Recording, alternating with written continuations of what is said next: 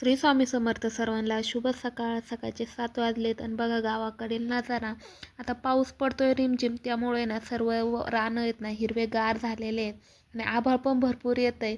कारण की ना पाऊस काही एवढी वावणी नाही झालेला आणि पाणी काही कुठं साचलेलं नाही आहे. त्यामुळे ना आपले काही रानं पण मोकळे आहेत. पण आता ही सीताफळाचा बाग आहे ना एकदम हिरवागार झालेला आहे. आणि आज माझी तयारी झाली होती बाहेरगावी जाण्याची, ते पण एकटीने बसने प्रवास करायचा. कधी ना केलेला प्रवास एकटीने करावा लागला ना तर ना भरपूर आहे ना धाकधूक राहते. आणि माझ्याबरोबर तेच झालं. कारण की ना भरपूर वर्षे झाले तेव्हापासून आहे ना प्रवासच म्हणजे जाणं येणंच बंद झालं. जरी जाणं असलं ना तर नगरपर्यंत, आणि नगरला जरी जायचं म्हटलं तर कोणी ना कोणी जोडीदार राहतं. पण आज आहे ना एवढे लांब चालले होते आणि ना इथं हे जे कंडक्टर असतात ना ते पण कोणतं गाव आलं काय आलं ते काही सांगतच नव्हते. त्यामुळे ना मला तर जास्तच धाकधूक होती की आपल्याला कुठं उतरायचं आहे काय उतरायचं आहे.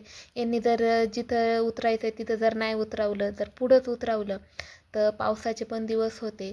त्यामुळे ना जास्त धाकधूक होती. पण माझ्या शेजारी ना याच्या आधी म्हणजे ती एक मुलगी बसली होती.